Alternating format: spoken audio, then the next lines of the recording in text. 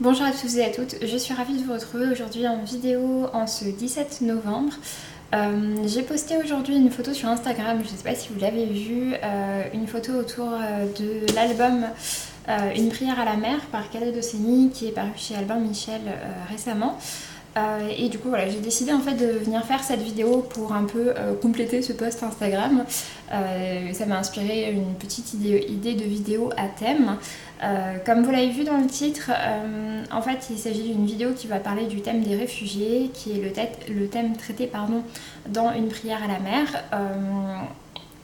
Du coup, voilà, en fait, aujourd'hui, en ce 17 novembre, il y a une action qui a été lancée tout simplement par Albin Michel qui a décidé d'essayer de mettre en avant cet ouvrage avec le hashtag du coup Une prière à la mer afin de parler de la cause des réfugiés.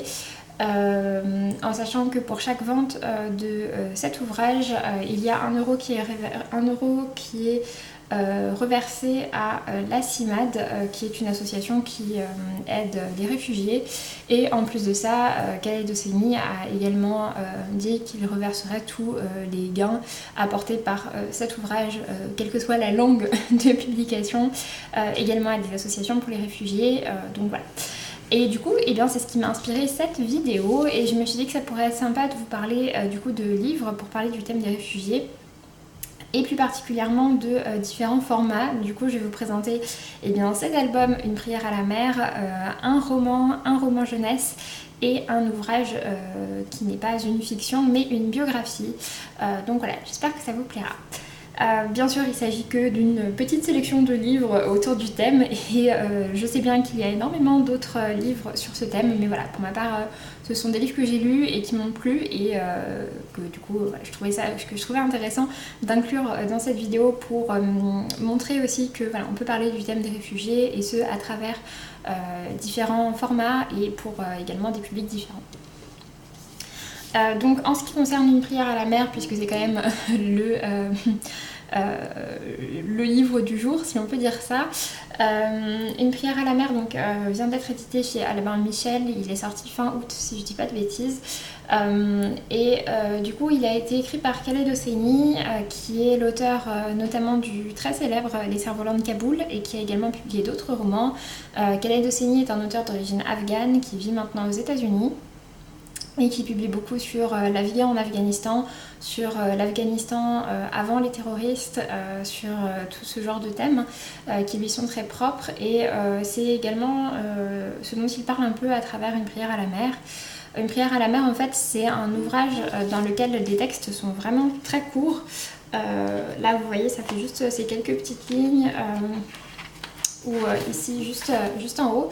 Et à chaque fois, donc voilà, ce sont des très très courts textes. Enfin, il y a juste vraiment quelques lignes par double page. Et après, donc tout est illustré par Dan Williams à l'aquarelle. Et en fait, ça raconte l'histoire d'un papa qui est syrien et qui envoie une prière à la mer pour que son fils puisse faire cette traversée, qu'il puisse rejoindre l'Europe, fuir la Syrie qui est en guerre.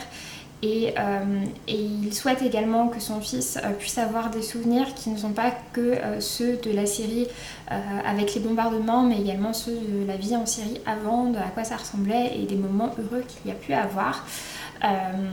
Et justement ce point-là, de se souvenir aussi de l'avant et pas de considérer que la Syrie c'est juste un pays dans lequel il y a la guerre et qu'il faut fuir. C'était également un thème qui était abordé dans Les cerfs-volants de Kaboul et qui m'avait bien plu. Donc voilà, en tout cas un très bel objet livre et une bonne cause. Pour les autres romans que j'ai à vous présenter, donc le premier, le roman pour adultes, j'ai décidé de vous présenter Si la lune éclaire nos pas par Nadia Hachimi, qui est elle aussi une autrice d'origine afghane et qui vit maintenant aux États-Unis. Nadia Hachimi, pareil, a publié 3 livres pour adultes et un livre pour la jeunesse.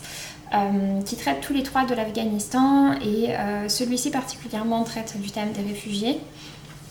On y suit en fait l'histoire d'une famille qui vit en Afghanistan et qui se rend compte que c'est plus possible d'y vivre, que les conditions sont de plus en plus mauvaises, que le régime les menace.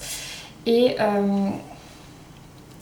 Finalement, Feriba, donc, qui est cette mère de famille, va voir son mari se faire assassiner devant ses yeux. Il va être tué par les personnes politiques qui ne sont pas d'accord avec ce que faisait son mari. Et du coup, Feriba va décider d'entreprendre ce voyage clandestin avec ses enfants afin de leur offrir une meilleure vie. Et on suit après particulièrement l'histoire de l'un de ses fils, dont j'ai plus le prénom en tête. Et voilà, donc tout ça dans le but d'aller rejoindre sa sœur qui vit à Londres. On est sur une histoire du coup qui va vraiment traverser les pays et avec en même temps cette histoire de famille, les souvenirs d'avant et tout ce genre de choses. C'était vraiment un très beau roman. C'est pas un roman facile, que ce soit par rapport à ce dont il parle pour les réfugiés avant, ou bien l'après et le voyage, etc. Mais c'était vraiment un très beau roman. Ensuite, pour ce qui est d'un roman pour la jeunesse, j'ai décidé de vous parler du Temps des miracles par Anne-Laure Bondou aux éditions Bayard. On est ici sur un roman qui est un petit peu plus ancien, qui a été publié il y a déjà plusieurs années maintenant, et qui raconte en fait l'histoire de Blaise Fortuné, qui est un jeune enfant qui est un enfant qui a grandi dans le Caucase, qui est russe et qui a grandi dans le Caucase et entouré de personnes russes en tout cas. Et lui, ce qu'on lui a toujours raconté, c'est qu'en fait il s'appelle Blaise Fortune, qu'il a été trouvé par Gloria, qui est la femme qui l'accompagne depuis toujours, alors qu'il était bébé et qu'en fait il serait tombé d'un train. Et sa mère serait française, s'appellerait Jeanne Fortune, et du coup voilà, Blaise Fortune. À un moment, on suit toute sa vie, on voit que c'est compliqué, et à un moment, Gloria va décider qu'il est temps pour elle et Blaise de partir, et du coup voilà, Blaise connaît une seule phrase qu'il répète, une seule phrase en français au tout début, qu'il répète en fait en un seul mot, qui est donc: je m'appelle Blaise Fortune, Blaise Fortuné, je suis citoyen de la République de France, c'est la pure vérité. Donc voilà, c'est la seule chose qu'il sait dire en français au début, quand il commence à entreprendre ce voyage. C'est une histoire très chouette. Il y a un côté un petit peu romanesque qui est un peu plus présent dans ce roman que dans le précédent, aussi je pense parce que c'est destiné à un public plus jeune. Mais à côté de ça, ça traite également de choses qui sont très vraies et qui se passent vraiment comme ça pour les réfugiés, notamment pour les enfants. Voilà, c'était vraiment une jolie histoire également, et un bon moyen, je pense, d'aborder ce thème-là pour les plus jeunes, en sachant que pour ma part, il m'a vraiment bien plu aussi. Pour le petit dernier, donc pour l'ouvrage de non-fiction, j'ai décidé de vous présenter la biographie de Noujine, qui s'appelle donc Noujine, l'incroyable périple, qui a été coécrit avec Christina Lamb, qui avait également coécrit la biographie Moi Malala. Donc en fait ça traite de l'histoire de Noujine, qui est une jeune fille syrienne qui va décider de partir avec sa famille pour immigrer vers l'Allemagne. Elle, je crois que c'est son but de mémoire. Sauf que Noujine est une jeune fille en fauteuil roulant, ce qui n'aide pas forcément à entreprendre ce genre de très long voyage, très dangereux, et voilà, qui est un très long périple. Et en fait Christina Lamb va la rencontrer en 2015. C'est une journaliste de la BBC qui va la rencontrer en 2015 alors qu'elle est aux portes de la frontière hongroise, je crois. Qui va la repérer à ce moment-là, et qui va médiatiser un petit peu son histoire. Et ensuite donc Christina Lamb a repris cette histoire-là depuis le début avec Noujine, et donc on la suit depuis sa vie en Syrie, ce qui pousse la famille à partir, et ensuite donc tout le périple avec tout ce qu'implique également le fait de faire ce voyage en fauteuil roulant. Et c'était vraiment très chouette. J'ai eu la très grande chance de rencontrer Christina Lamb, qui était invitée chez Babelio, et du coup j'avais reçu le livre de leur part. Et du coup, voilà, on avait pu parler avec Christina Lamb, qui nous expliquait justement comment est-ce que tout ça s'est construit, comment le livre s'est construit, comment est-ce qu'elle a rencontré Noujine, etc. C'était vraiment super intéressant. Je pense que vous pourrez encore retrouver le compte-rendu de cette rencontre sur Babelio. J'essaierai de vous la mettre en barre d'infos si j'y pense. Mais voilà, en tout cas, pour le coup, donc ici, on est sur un ouvrage de non-fiction, sur une biographie. Et je trouve ça vraiment très fort, et je me souviens que j'avais été très marquée par toute cette volonté d'en savoir plus et d'aller plus loin et de se dépasser de cette jeune fille qui a seulement 16 ans au moment où elle entreprend tout ça. Et voilà, c'était quand même un parcours particulièrement inspirant et qui en même temps montre vraiment la condition des migrants. Et du coup voilà, j'avais vraiment beaucoup aimé ce roman. Enfin, non pas ce roman du coup, cette biographie, mais c'était vraiment très intéressant. Donc voilà, il y a également, je sais bien, plein d'autres ouvrages qui existent sur le sujet et ce à travers plein de thèmes différents.